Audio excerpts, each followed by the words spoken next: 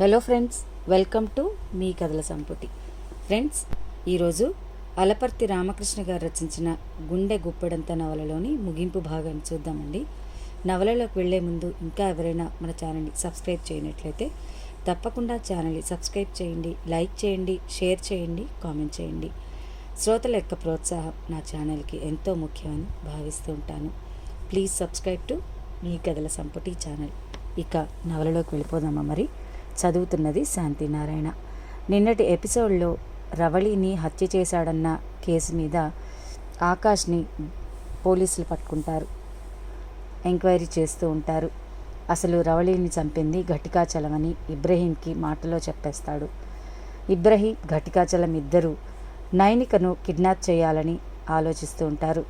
ఇక ఒకవైపు నైనిక రుత్విక్ గురించి ఆలోచిస్తూ ఉంటుంది. అంతలో అతను ఇచ్చిన పుస్తకం గుర్తుకొచ్చి తెరవటం జరుగుతుంది. అందులో నుంచి ఒక ప్రేమలేఖ పడుతుంది. ఆ ప్రేమలేఖ చదువుకొని ఎంతో మురిసిపోతుంది. ఆ తర్వాత కథలో ఏం జరిగిందో ఈ భాగంలో చూద్దాం. రుత్విక్ ప్రేమలేఖను పదే పదే ముద్దు పెట్టుకుంది నైనిక. ఆ లేలేత ముద్దులు వేడి ఎక్కడో గరికపర్రులో పచ్చటి పొలాల మధ్య ఉన్న రుత్విక్కు తాకాలి. ఎంత పొరపాటు చేసింది. అతను ఇచ్చిన పుస్తకాన్ని వెంటనే చూడాల్సింది.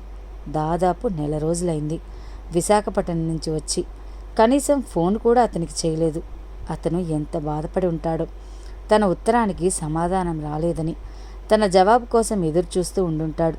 దిగులుగా చేలల్లో నడుస్తున్న అతని రూపం కళ్ళల్లో మెదిలింది. అతనితో ఫోన్లో మాట్లాడాలనుకుంది మొదట. ఫోన్లో అయితే తగిన మాటలు దొరకవు. ఏం మాట్లాడాలో తెలియక ఇబ్బంది పడుతుంది. ఉత్తరం రాయడమే బెటర్. లెటర్ ప్యాడ్ కోసం వెతికింది. పూలు, ప్రకృతి దృష్టి ఉన్న లెటర్ ప్యాడ్ అయితే అతనికి బాగా నచ్చుతుంది. వెంటనే కారులో షాపింగ్ మాల్కు వెళ్లాలనుకుంది నైనిక. వసుధా నిలయం దగ్గర ఆటో దిగి అటు ఇటు పరికించి చూశారు ఇబ్రహీం, ఘటికాచలం. రోడ్డు మీద జనసంచారం లేదు. రోడ్డుకు రెండు వైపులా విశాలమైన ఆవరణలు, లోపల ఎక్కడో ఉన్న భవనాలు. వసుధా నిలయం గేటు దగ్గరకొచ్చి, అమ్మగారి కార్ డ్రైవర్ ఉన్నాడా?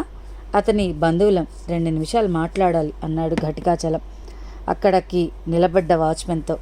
డ్రైవర్ పేరు కూడా తెలియదు వాళ్లకు. యాదగిరి అమ్మగారిని సూపర్ మార్కెట్కి తీసుకువెళ్ళబోతున్నాడు, లోపలికి వెళ్ళండి అనేసి సిగరెట్ ప్యాకెట్ కొనుక్కోవడానికి దగ్గరలో ఉన్న పాన్ షాప్ వైపు వెళ్ళాడు వాచ్మెన్.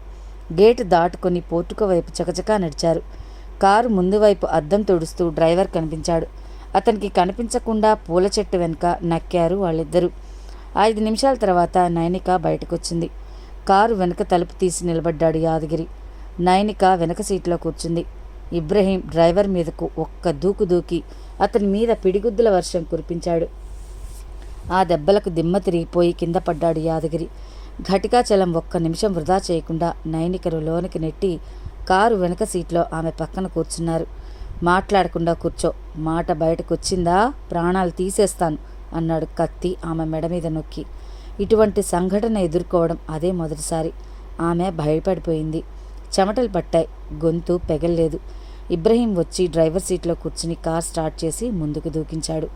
సిగరెట్ ప్యాకెట్ కొనుక్కొని గేటు దగ్గరికి వచ్చిన వాచ్మెన్ కార్ సీట్లో యాదగిరికి బదులు అతని బంధువు కూర్చోవడం ఆశ్చర్యాన్ని కలిగించింది. అతను అసలు యాదగిరి బంధువేనా అని అనుమానం వచ్చింది. యాదగిరిని వెతుక్కుంటూ పోర్టుకో దగ్గరికి పరిగెత్తుకుని వచ్చాడు వాచ్మెన్. పూల మొక్కల పక్కన మూలుగుతూ పడి ఉన్న యాదగిరిని చూసి ఆశ్చర్యపోయాడు. వాటర్ బాటిల్ తెచ్చి అతని మొహం మీద నీళ్లతో కడిగేసరికి ఆ షాక్ నుంచి తేరుకున్నాడు డ్రైవర్. వాళ్ళనెందుకు లోపలికి రానిచ్చావు? వాచ్మెన్ మీద ఎగిరాడు యాదగిరి. కమలాంబ జీవితంలో ఎప్పుడూ దేనికి భయపడలేదు. దేనికి కంగారు పడకుండా ప్రశాంతంగా ఉండటం ఆమెకు అలవాటు. మొదటిసారిగా భయపడిపోయిందామె. ఆకాష్ పోలీస్ కస్టడీలో ఉండటం, అతనే హత్య చేసి ఉంటాడని పేపర్లలో, టీవీ ఛానల్స్లో వచ్చే కథనాలు ఆమెను కంగారు పెట్టేవి. గోరు చుట్టుపై రోకలి పోటన్నట్లు తనకు అండగా ఉండే నైనికను కిడ్నాప్ చేయడం ఆమెను భయాందోళనలకు గురిచేసింది. మధ్యాహ్నం 1 గంటకు ఫోన్ వచ్చింది. ల్యాండ్లైన్కి ఆ ఫోన్ వచ్చింది. ఇంట్లో పనిచేసే మంగమ్మ ముందు ఫోన్ ఎత్తింది. కమలాంబవేనా? నైనిక అత్తయ్యేనా మాట్లాడేది? అవతలి వైపు గొంతు దబాయిస్తున్నట్లుంది. ఏమిటో చెప్పండి. కమలాంబ గారు గాబరాగా ఉన్నారు. మాట్లాడే పరిస్థితిలో కూడా లేరు. విషయం నాకు చెప్తే పెద్దమ్మగారికి చెప్తాను అంది మంగమ్మ తాపీగా. నోరు మూసుకుని ఫోను కమలాంబకివ్వు. ఆవిడ మాట్లాడకపోతే నైనికను చంపేస్తాం. నైనిక మా దగ్గరే ఉంది. కర్కశంగా మాట్లాడేసరికి భయపడి కమలాంబ గారిని ఫోన్ దగ్గరికి రమ్మని సైగ చేసింది. కమలాంబ రిసీవర్ చెవిన దగ్గర పెట్టుకుని, కమలాంబవేనా? గద్దించాడు ఇబ్రహీం. అవును నాయనా, మీ అమ్మాయి నైనిక మా దగ్గర ఉంది. ఆమెను విడిచిపెట్టాలంటే 2 కోట్లు ఇవ్వాలి. క్యాష్ సూట్ కేసులో సర్ది కారులో నెక్లెస్ రోడ్డుకి రావాలి. అక్కడ రోడ్డు పక్కన మా కారు ఆగి ఉంటుంది. కారు నెంబర్, కారు ఏ రంగులో ఉండేది, వివరాలన్నీ రేపు ఉదయం చెప్తాను. రేపు ఉదయానికి డబ్బు రెడీ చేసుకోండి. ఇంట్లో మా అబ్బాయి కూడా లేడు నాయనా. మగవాళ్ళెవ్వరూ లేరు. పెద్దదాన్ని, నా వల్ల ఏమవుతుంది అన్నది కమలాంబ. మీ కంపెనీ అధికారులు ఉంటారు కదా, వాళ్ళకి చెప్పి అర్జెంటుగా డబ్బు కలెక్ట్ చేయమనండి. ఆ డబ్బు తీసుకుని మీరు కారులో రండి. మీ వెంట ఎవ్వరూ రాకూడదు, కారు డ్రైవర్ తప్ప. పోలీసులకు ఈ ఫోన్ గురించి కానీ మేము డబ్బు అడిగినట్లు కానీ చెప్పకూడదు. పోలీసుల కదలికలు మాకు తెలుసు. వాళ్ళకి మీరు చెప్పారంటే మీ అమ్మాయి నైనిక ప్రాణాలు గాల్లో కలిసిపోతాయి. 100 కోట్ల ఆస్తి ఉన్న మీకు 2 కోట్లు ఇవ్వడం పెద్ద విషయమేమీ కాదు. డబ్బు రెడీగా ఉంచుకోండి. మళ్ళీ రేపు ఉదయం 8ంటికి ఫోన్ చేస్తాను. 9 గంటలకల్లా మీరు కారులో నెక్లెస్ రోడ్ చేరుకోవాలి. రంకెలు వేస్తున్నట్లు గట్టిగా మాట్లాడాడు ఇబ్రహీం. అమ్మాయి మీ పక్కన ఉందా బాబు? అడిగింది కమలాంబ. ఎక్కువసేపు మాట్లాడకూడదు. 2 మాటలు మాట్లాడుతుంది మీ నైనిక. ఆమె గొంతు వినండి అన్నాడు. ఫోను నైనికకి ఇచ్చినట్లున్నాడు. నైనిక మాట్లాడాలనే ప్రయత్నం చేస్తోంది. గొంతు పెగరడం లేదు. అత్తయ్య, CEO కృష్ణమూర్తి గారితో మాట్లాడి డబ్బు ఏర్పాటు చేసి వాళ్ళు చెప్పినట్లు డబ్బు అప్పగించండి. వేరే మార్గం కనిపించడం లేదు. వాళ్ళు చెప్పినట్లు చేయండి. ఆమె దగ్గర నుంచి ఫోన్ లాక్కోవడంతో ఎక్కువసేపు మాట్లాడలేకపోయింది. పోలీస్ స్టేషన్కి వచ్చి కంప్లైంట్ ఇచ్చాడు. నైనిక కార్ డ్రైవర్ యాదగిరి నైనికను ఎలా కిడ్నాప్ చేసింది, ఎలా కారుతో సహా ఉడాయించింది వివరంగా ఇన్స్పెక్టర్కి చెప్పాడు. ఆడి కార్ నెంబర్, కిడ్నాప్ చేసిన మనుషుల వివరాలు ఇన్స్పెక్టర్ నోట్ చేసుకున్నాడు. FIR బుక్ చేసుకున్నాడు. కిడ్నాప్ కేసును పెద్దగా సీరియస్గా తీసుకోలేదు జూబ్లీహిల్స్ పోలీస్ ఇన్స్పెక్టర్. ఒంటి మీద నగలు లాక్కొని కార్ రోడ్డు పక్కన వదిలి దొంగలు పారిపోతారనుకున్నాడు ఇన్స్పెక్టర్. రవళి హత్య కేసు ఇన్వెస్టిగేషన్ ఓ కొలిక్కి వచ్చింది. అన్ని కోణాల్లో మర్డర్ కేసును పరిశీలించాడు డీసీపీ విశాల్. కేసులో లూజ్ ఎండ్స్ని బిగించాడు. రవళిని ఎవరు మర్డర్ చేసిందో నిర్ణయానికి వచ్చాడు. ఆకాష్కు రవళిని చంపాల్సినంత బలమైన కారణం లేదు. ఆమెతో అతనికి ఎప్పటినుంచో శారీరక సంబంధాలున్నాయి. వాళ్ళిద్దరూ ఘర్షణ పడిన వాతావరణం లేదు. ఎవరిని విచారించినా ఘర్షణ పడే మనస్తత్వం కాదని, డబ్బుతో సుఖాన్ని కొనుక్కోవాలనే ఆరాటం తప్పితే హత్య చేసేటంత భావోద్రేగం లేదని చెప్పారందరూ. ఆకాష్కు కొంత రెప్యుటేషన్ ఉంది. కొకైన్ అమ్మే అవసరం లేదు. ఇకపోతే రవళి భర్త ఘటికాచలం. అతను అఖండుడు. తిమ్మిని బమ్మిని చేసే సత్తా ఉన్నవాడు. డ్రగ్స్ అమ్మకాలు చేస్తూ ఉంటాడు. అతని మీద 4-5 కేసులు పెండింగులున్నాయి. అతని వాచి రవళి శవం పక్కనే బెడ్ మీద దొరికింది. భార్య మొహం మీద దిండు పెట్టి నొక్కి పెట్టే ప్రయత్నంలో ఆమె పెనుగులాడే ఉంటుంది. అదే సమయంలో వాచి ఊడిపోయి పరుపు సందులో పడిపోయింది. బాగా బలంగా ఉన్న వ్యక్తి ఆమె ఉదరంపై కూర్చుని ఆమెకు ఊపిరాడకుండా చేశాడని, ఆ సఫోకేషన్తో ఆమె చనిపోయిందని పోస్టుమార్టం రిపోర్ట్లో ఉంది. ఆకాష్ నుంచి బాగా డబ్బు గుంజుకుని భార్య మీద ఒత్తిడి తెచ్చి ఉంటాడు. ఆమె సహకరించకపోవడంతో క్షణికావేశంతో ఆమెను అంతమొందించాడు. కంక్లూజన్కి వచ్చేశాడు డీసీపీ. పోలీస్ టీంని తీసుకుని ఘటికాచలం ఉండే అపార్ట్మెంట్కి వెళ్ళాడు అరెస్టు చేయడానికి. అపార్ట్మెంట్కి తాళం వేసి ఉండడంతో వెనక్కి తిరిగాడు. అదే సమయంలో డీజీపీ నుంచి విశాల్కి ఫోన్ వచ్చింది. Vasudha group of companies proprietor Nainika గారిని ఉదయం 10 గంటల సమయంలో వాళ్ళ ఇంటి దగ్గర కిడ్నాప్ చేశారు దుండగులు. 1 గంటకు కిడ్నాప్ చేసిన వాళ్ళు ఆమె అత్తయ్య గారికి ఫోన్ చేశారు. 2 కోట్లు ఇమ్మని బ్లాక్మెయిల్ చేస్తున్నారు. ఆ కాల్ మల్లేపల్లి ఏరియాలోని పబ్లిక్ బూత్ నుంచి వచ్చినట్లు క్రైమ్ బ్రాంచ్ వాళ్ళు ఆరా తీశారు. మీరు వెంటనే నైనిక కార్ డ్రైవర్ని వెంట పెట్టుకుని ఆ ప్రాంతమంతా గాలించండి. ఆ అమ్మాయికి ఆపద ముంచుకు రాకముందే ఆపరేషన్ కంప్లీట్ చేసి ఆమెను రక్షించాలి. క్విక్ అన్నాడు డీజీపీ. ఎస్ సార్ అనేసి ఫోన్ పెట్టేశాడు డీసీపీ విశాల్. ఇన్స్పెక్టర్ని పిలిచి కిడ్నాప్ వివరాలు అడిగి తెలుసుకున్నాడు. కంప్లైంట్ ఇచ్చిన డ్రైవర్ ఇక్కడే ఉన్నాడా, వెళ్ళిపోయాడా అడిగాడు డీసీపీ. ఇప్పటిదాకా ఇక్కడే తిరుగుతున్నాడు సార్, వెళ్ళిపోయాడేమో అన్నాడు ఇన్స్పెక్టర్. ఎందుకు వెళ్ళనిచ్చారు? అతను ఎక్కడున్నాడో వెతికి పట్టుకొని తీసుకురండి. మనం వెంటనే జీప్లో బయలుదేరాలి. డీసీపీ గారి హడావిడి ఎందుకో అర్థం కాలేదు. కంప్లైంట్ ఇవ్వగానే కిడ్నాపర్స్ కోసం చేజ్ మొదలుపెట్టాలా? కొత్త పిచ్చగాడు పొద్దెరగడన్నట్లు కొత్త డీసీపీకి అన్నీ అర్జెంట్లే అనుకున్నాడు. డీజీపీ నుండి ఒత్తిడి వచ్చినట్లు అతడికి తెలియదు. పోలీస్ స్టేషన్ ముందు చూస్తే అక్కడ యాదగిరి కనిపించలేదు. మోటార్ బైక్ మీద బస్టాప్ దాకా వెళ్ళి చూశారు. బస్ షెల్టర్లో కూర్చుని తాపీగా సిగరెట్ తాగుతున్న యాదగిరి కనిపించడంతో ఊపిరి పీల్చుకున్నారు పోలీసులు. రావయ్యా బాబు, నీకోసం డీసీపీ ఎదురు చూస్తున్నారు, ఎక్కు ఎక్కు. అప్పటికే బైక్ మీద 2 పోలీసులున్నారు. వాళ్ళిద్దరు కొంచెం ముందుకు జరిగి యాదగిరిని చోటిచ్చారు బైక్ మీద. నైనిక చేతులు వెనక్కి విరిచి నైలాన్ తాడుతో కట్టేశారు. నోట్లో జేబురుమాలు కుక్కారు. చీకటి గదిలోకి నెట్టేసి ఆ గది ముందున్న హాల్లో కూర్చుని మాట్లాడుకుంటున్నారు ఘటికాచలం, ఇబ్రహీం. టీవీ ఛానల్స్లో నైనికను గుర్తు తెలియని వ్యక్తులు కిడ్నాప్ చేసిన న్యూస్ ప్రసారం చేస్తున్నారు. నైనిక ఫోటో కూడా పదే పదే చూపిస్తూనే ఉన్నారు. మనం చేసిన కిడ్నాప్కి ఇంత ప్రాముఖ్యం ఇస్తారనుకోలేదు. పోలీసులు పట్టించుకోరేమో అనుకున్నాను. లేనిపోని చిక్కుల్లో పడిపోయాం. మనం పట్టుబడితే టీవీ ఛానల్స్ వాళ్ళు మనల్ని కూడా చూపిస్తారేమో అన్నాడు ఘటికాచలం. పిచ్చివాగుడు వాగు. మనం పోలీసులకు దొరికితేగా డబ్బు. మనం చెప్పిన టైంకి ఇవ్వకపోతే ఆ అమ్మాయిని చంపేసి మనం ఇక్కడి నుంచి మకా మార్చడమే అన్నాడు ఇబ్రహీం అసహనంతో. చంపదు గురు, వాళ్ళకి మరికొంత సమయం ఇద్దాం, డబ్బు ఇవ్వడానికి భయపడిపోతూ అన్నాడు ఘటికాచలం. ఓ హత్య చేసి దర్జాగా తిరుగుతున్నావు, రెండో హత్య గూర్చి భయపడతావెందుకు? ఇబ్రహీం మాటలకు మరింత భయం వేసింది. శరీరంలో వణుకు మొదలైంది. నా భార్యను కావాలని చంపలేదు. నన్ను తిడుతూ ఆకాష్ను పొగుడుతూ ఉంటే ఆమె నోరు ముయ్యాలని, భయపెట్టాలని మొహం మీద దిండు పెట్టి గట్టిగా అదిం పెట్టించాను. నిమిషాలు ఆమె ప్రాణాలు గాల్లో కలిసిపోయాయి. చనిపోతుందని గాని చంపేయాలని గాని అనుకోలేదన్నాడు గొంతు తగ్గించి. గోడలకు కూడా చెవులుంటాయేమోనన్నట్లు. ఇప్పుడు నైనికను చంపాలని అనుకుని చంపుదూగాన్లే, ఆ ముచ్చట తీరిపోతుంది అన్నాడు ఇబ్రహీం సిగరెట్ పొగ ఘటికాచలం మొహం మీదకు ఊదుతూ. భయపెట్టకు మహానుభావ, అసలే సగం చచ్చున్నాను. ఆ అమ్మాయిని నేనెందుకు చంపుతాను? నువ్వే చంపుతావు. రేపు డబ్బు నా చేతిలో పడకపోతే ఆమెను నువ్వే చంపేయాలి, లేకపోతే నిన్ను నేను చంపేస్తాను అన్నాడు జేబులో పిస్టల్ తీసి ఘటికాచలానికి గురిపెడుతూ. ఇదెక్కడి ఫిట్టింగ్ అయ్యా బాబు? అతని మాటలకు అదిరిపడి గట్టిగా అరిచాడు. నేను బయటికి వెళ్ళి పబ్లిక్ టెలిఫోన్ బూత్లో నుంచి నైనిక అత్తయ్యతో మరోసారి మాట్లాడొస్తాను. నైనికను జాగ్రత్తగా కనిపెట్టుకునుండు. నోట్లో గుడ్డ తీసి కాసిని మంచినీళ్లు పోయి, ఆకలైతే ఏదన్నా పెట్టు. మనకు డబ్బు ముట్టేంత వరకు అది ప్రాణాలతో ఉండాలి.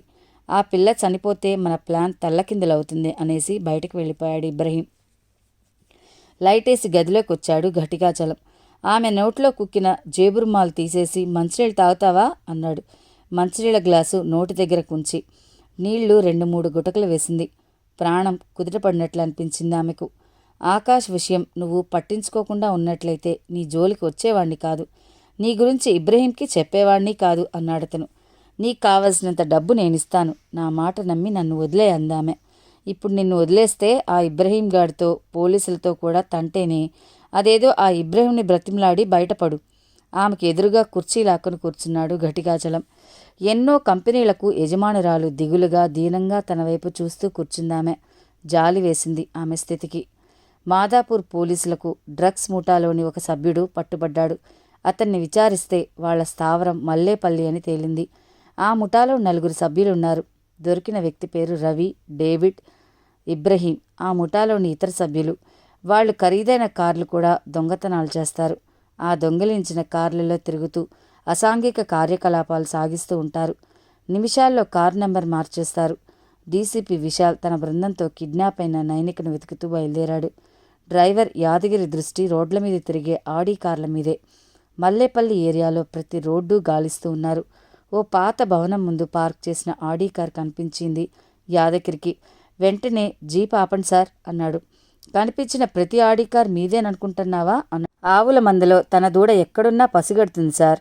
అలాగే రోజు నేను నడిపే కార్ను గుర్తుపట్టేస్తాను సార్ అన్నాడు యాదగిరి. పోలీస్ జీప్ ఆగింది. ఆడీ కార్ దగ్గరికి వెళ్ళి నెంబర్ చూశాడు. నెంబర్ వేరుగా కనిపించింది. వెనక్కి తిరగబోయాడు. మనం వెతుకుతున్న కారు కాదు సార్ అన్నాడు. ఏదో సూదంటి రాయిలా చటుక్కున కళ్ళల్లో పడింది.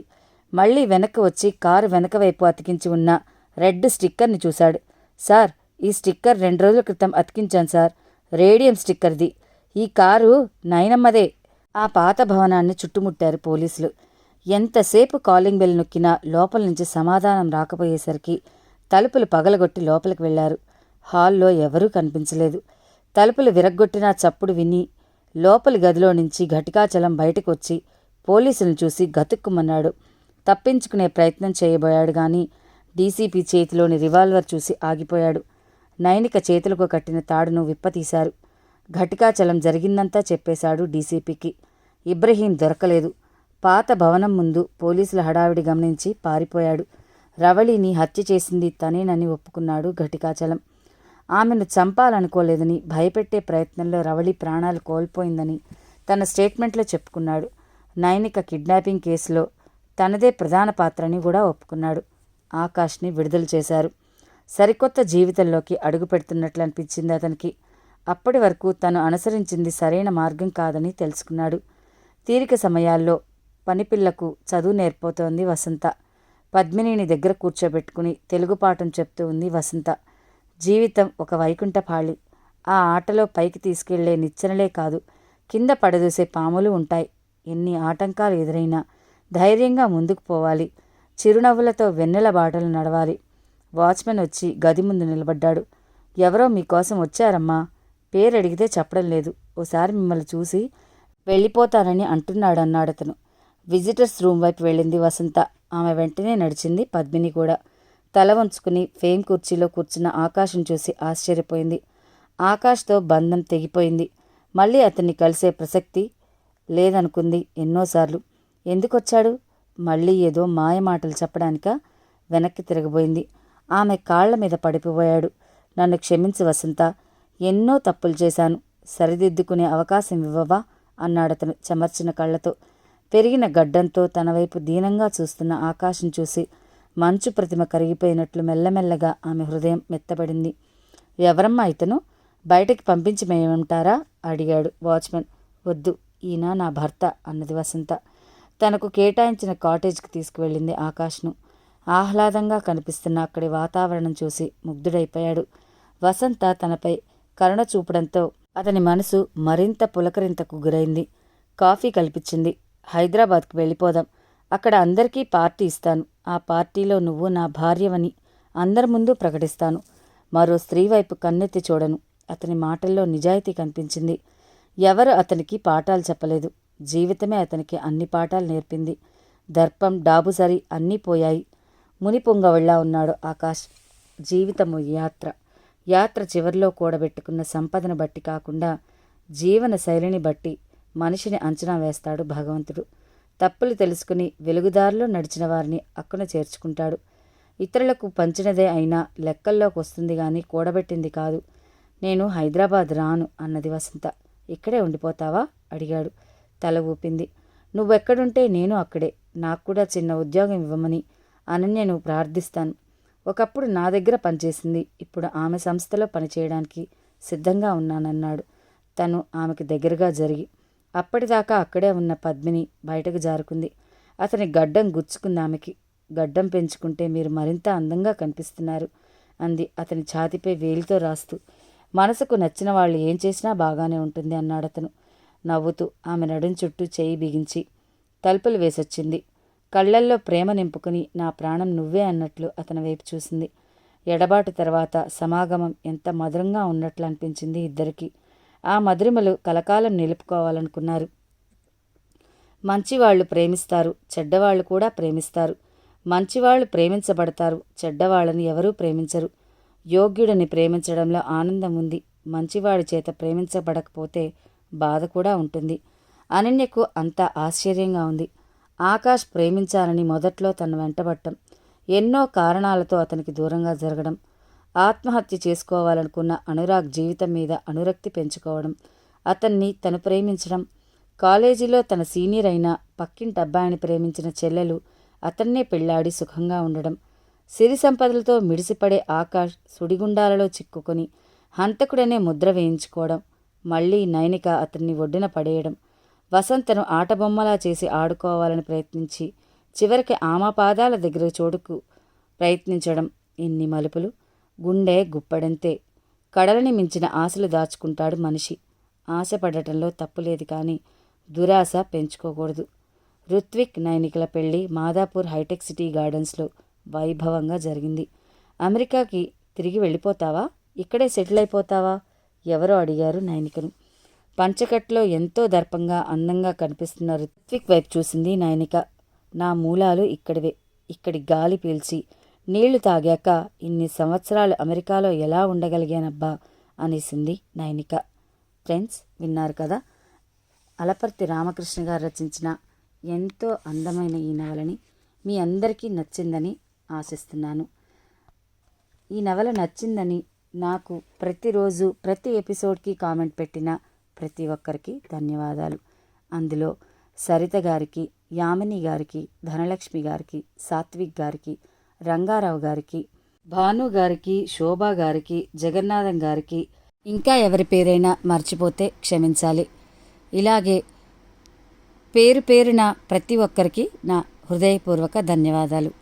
మీ ప్రోత్సాహం నా ఛానల్కి ఇలాగే కొనసాగుతూ ఉంటుందని ఆశిస్తున్నాను. మరో మంచి నవలతో మీ ముందుంటాను. అంతవరకు సెలవు. నమస్తే.